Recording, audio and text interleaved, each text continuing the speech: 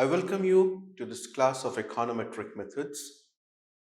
Myself, Dr. Muhammad Imdadul Haq, an associate professor in the Department of Economics, Aligarh Muslim University.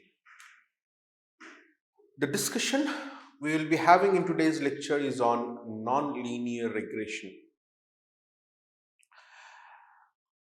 As we have seen in our previous class, in our earlier classes, that we have differentiated between linear in parameters and linear in variable. So when a function is linear, we have to distinguish between two things, that is linear in parameters and the linear in variables. In econometrics, only linear equations are accepted, and majority of the tools and techniques are designed to deal with the linear equations. But there are certain non-linear equations that can be transformed to linear equations.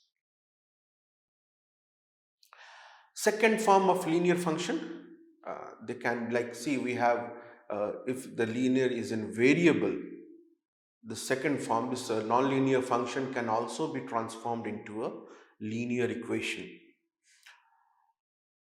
simply by, say, taking log on both the sides. As we have given you some examples over here, that y is equal to alpha plus under root beta x plus u. Now here the variable, the parameter is having an under root sign. So this is non-linear in parameter. Then we move to the next example, y is equal to alpha plus beta x square plus u. Now here the parameter beta is fine, it is linear, and there is a square term on the variable. This is non-linear in variables. The second equation, the third equation also, this is also an example of non-linear in variables. The two parameters, beta naught, beta 1 and beta 2. Beta 1 and beta 2, both of them are linear, and the square term is on one of the variables. The last example is a case where it is non-linear in both variables and non-linear in parameters. But basically over here in our discussions, we will be discussing the case which is non-linear in variables, and we can see that they can be converted easily into as a linear case. Let's take the first example.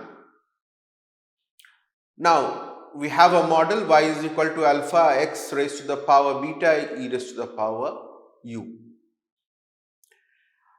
This model is linear in parameter, as alpha and beta can be estimated using OLS method.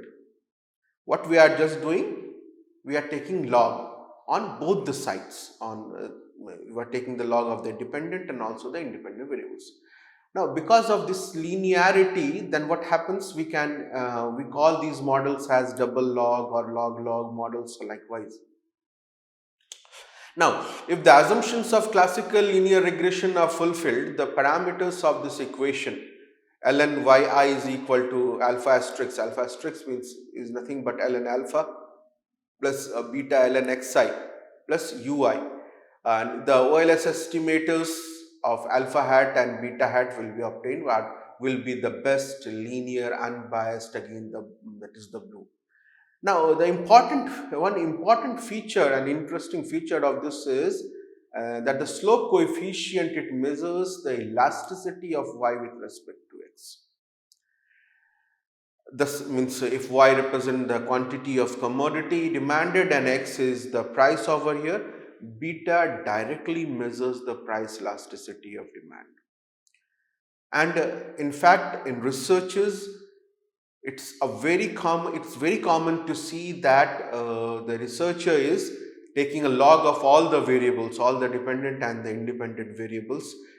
What it helps is that the beta, the slope coefficient, it directly gives the elasticity as such. So what happened is that the relationship between quantity demanded and price, as it is shown in the first figure, this one, if you see that the slope is different, it will be different. The size, the beta will be different over here. The shape of this line of this curve changes. But when we do this double log transformation, that is, we take the log of price and the log of quantity demanded, then we estimate basically a straight line. And when we are estimating this, this indicates that the slope is this indicates that the slope is it's a constant, so we can directly estimate the price elasticity of here. So this double log model, it assumes that the elasticity coefficient between the independent and the dependent variable, it remains constant throughout, hence it is called as a constant elasticity model, and it's one of the most commonly used model in researches. Now, economists, business people and governments are often interested in finding out the rate of growth of certain economic variables, like say GDP, saving, trade, export, import, and all these things. Now, suppose we want to find out the growth rate of personal consumption expenditure, and say let YT denote this real expenditure at time t, and Y0 is the initial value of expenditure. And then we can recall the well-known compound interest formula, which we have studied in our basic foundation classes. That is, y1 is equal to y0 1 plus rt. This model, like any other linear regression model, in that the parameters of b0 and b1 are again linear over here. The only difference over here is that the regressant is the logarithm of y and the regressor is time, which will take the values 1, 2, 3 and 4. So what we basically do, we take the log over here, ln yt is equal to ln y0 plus t ln 1 plus r. Here your b0 or your intercept term, you can say, is this ln y0, and your b1 is ln 1 plus r. And so now we write it at, which simply we assume when b0 as ln y0 and b1 is ln 1 plus r, we can write it as ln y1 is equal to b0 plus b1t. Now we add this disturbance term, that is we assume as stochastic process, we term u. So here b1 is giving you the relative change in y divided by the absolute change in x. Now the slope coefficient, that is the slope coefficient here measures the constant, proportional or relative change in y for an absolute change in x. That is, you can say that if the relative change in y is multiplied by 100, then it will give the percentage change in y for an absolute change in x. Or you can say that it will give the growth rate in y for an absolute change in x. This is a semi-log model. This semi-log model is useful in situations where the x variable is time trend. In that case, the model describes the constant percentage rate of growth in the variable which is in the y variable, that is, it can be GNP, it can be employment, it can be population, and so this model is also called as the growth model. Now if you see, the two models are written over here, semi-log models and linear log models. They are now these models are, the difference between these two is where the dependent variable or the explanatory variable has been taken in the log form. Like in the semi-log model, the dependent variable has been taken in the log form, and in the linear log model, the independent variable is taken in the log form. Now another we can take a case that, see, just the coefficient of the trend variable in the growth model. Like, what is the growth model we have taken? Ln yt is equal to b0 plus b1t plus u. We are taking time as an independent variable. Now herein, this beta 1 is giving the instantaneous rate of growth, that is the rate of growth at one particular point of time. So what we can do, we can take the antilog. So the antilog of the estimated beta 1, and then we subtract 1 from it, and multiply it by 100, it gives you the compound growth rate. Or normally when you can calculate this compound annual growth rate, we use this formula. We take the antilog of the beta 1 minus 1 and we multiply it by 100. So this is the one of the uses which you can put it in the calculation of this compound annual growth rate. Another case is this, see, this model, if you are just estimating this model like yt is equal to b naught plus b1 t plus u, this model is called a linear trend model and the time variable t is known as a trend variable. If the slope coefficient is positive, I am referring to this one, equation 10. If the slope coefficient is positive, there is an upward trend, and if the slope coefficient is negative, there is a downward trend. Now, the choice between the growth model, that is in the growth model, what we have done, we have taken a log of the dependent variable. So, the choice between either the growth model or we will take the next one. The growth model is ln yt is equal to beta naught plus beta 1t plus ut. And the linear trend model is yt is equal to beta naught plus beta 1t plus ut, will depend upon whether one is interested in the relative or absolute change in the dependent variable. Although for comparative purposes, it is the relative change that is generally more relevant. Now, we take a linear log model. This equation states that we have an equation where yt is equal to beta naught plus beta 1 ln xi plus ui. So, you are taking the log of the independent variable.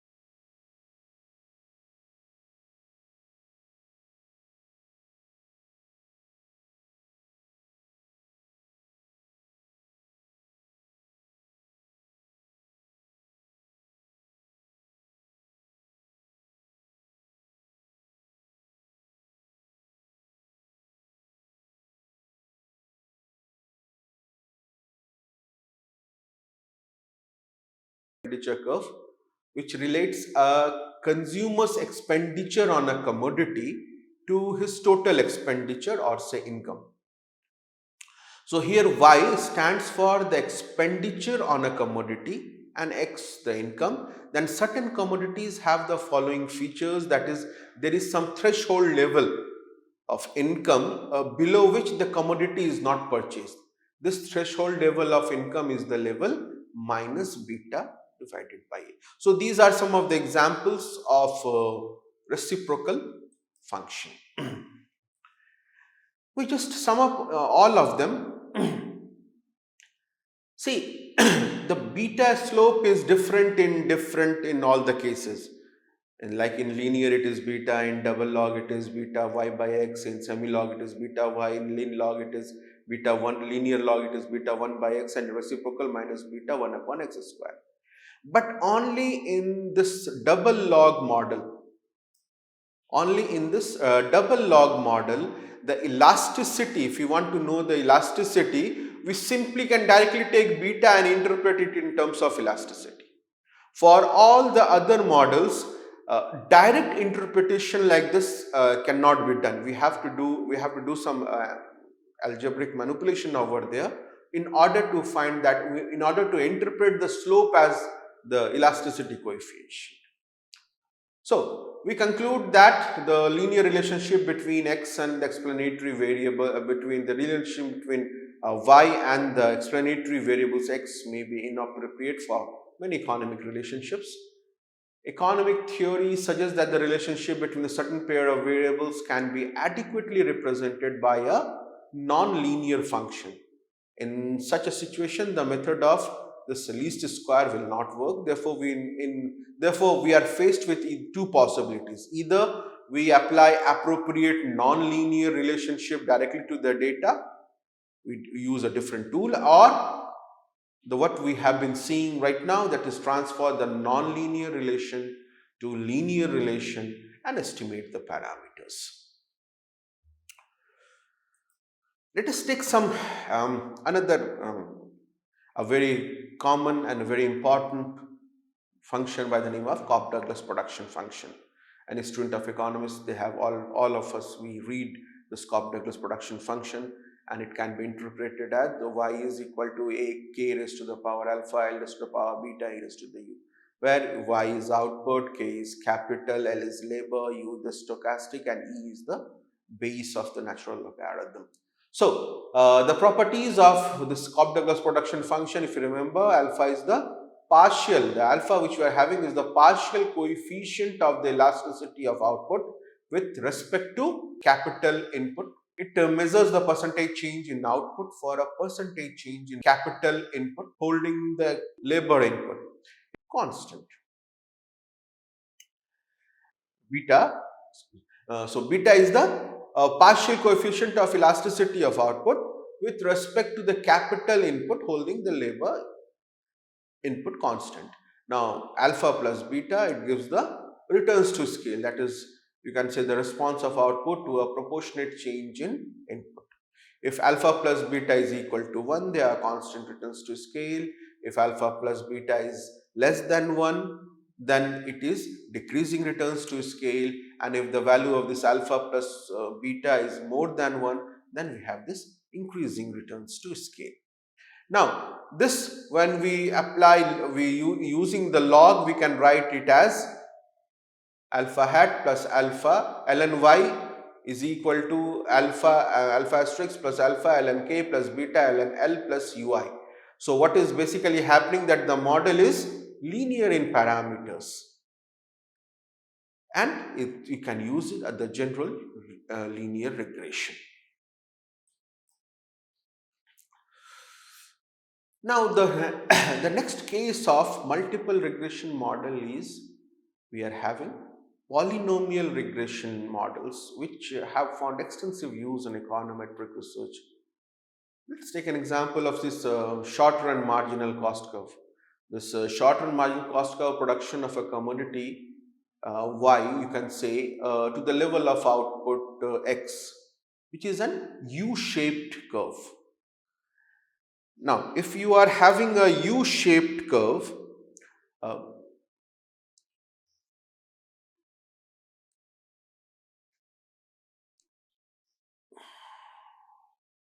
this indicates that here it's a different beta and here it's a different beta. So we are having this type of cases. It shows that the relationship between marginal cost and output is non-linear. Now, geometrically, this mathematical curve represents a parabola. Mathematically, the parabola can be written as this format, that is y is equal to beta naught plus beta 1 x1 plus beta 2 x2. Now, this is a quadratic function, or you can also call it as a second degree polynomial in variable x.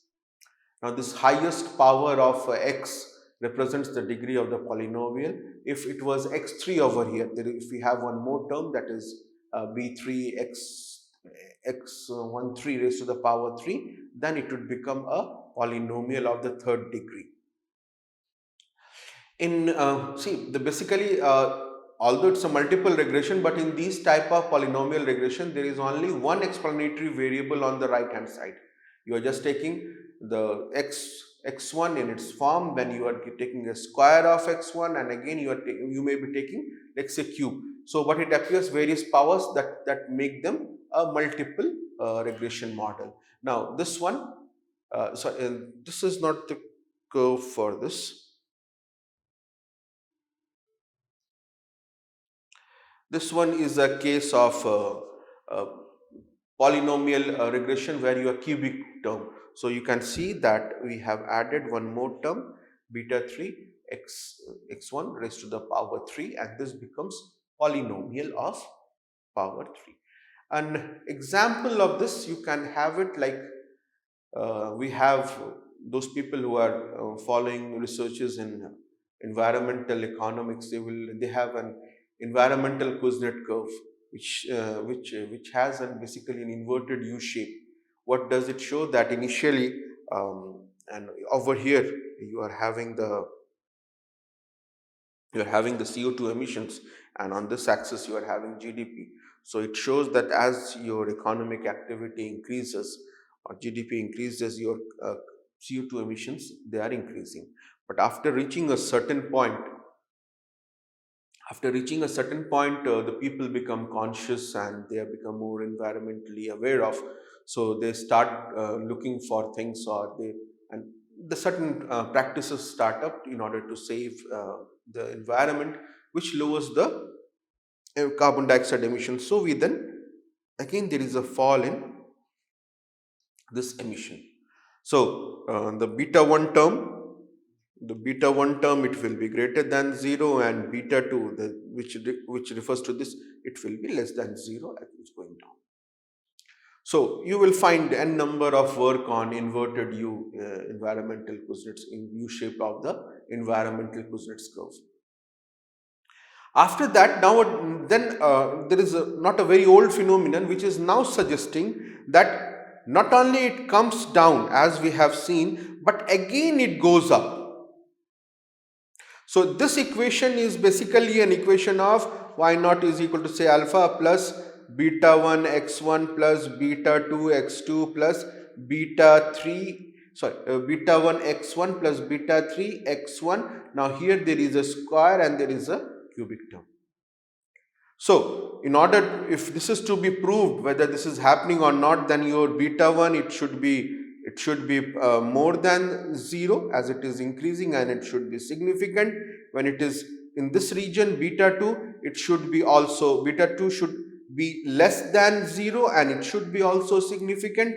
And if this n shape, this is called as n shape, if this n shape is to exist, then our third term again beta is increasing, it is greater than 0.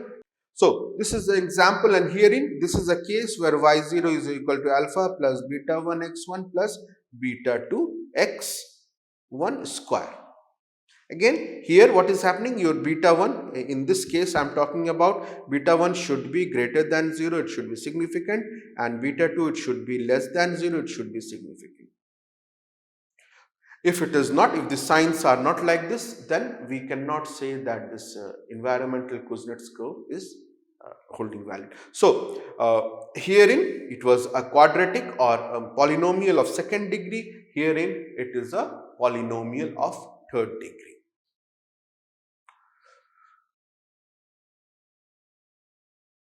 In this, what we had basically showing you some of the examples.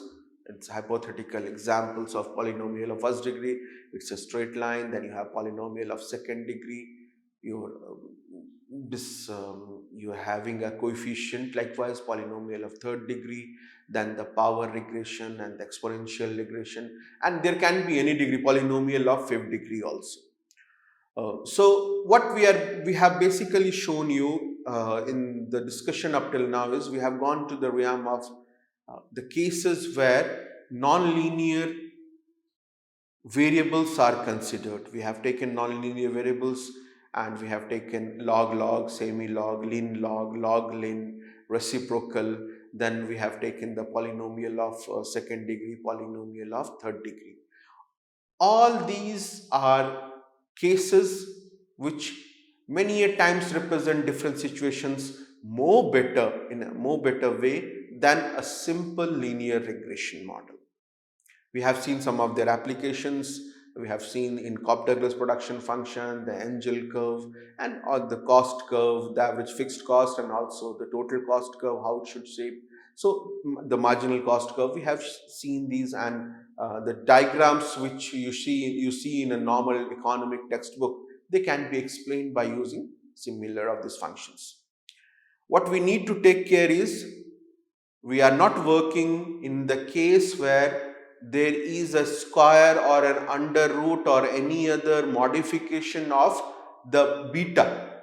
If that is the case, then we are not working over here. We are working with the cases where the variable is being transformed.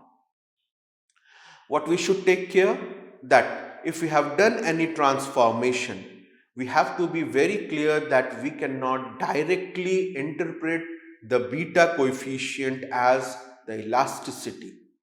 This can be done only in a special case where we have both the log, we have taken both the independent variable and the dependent variable as log.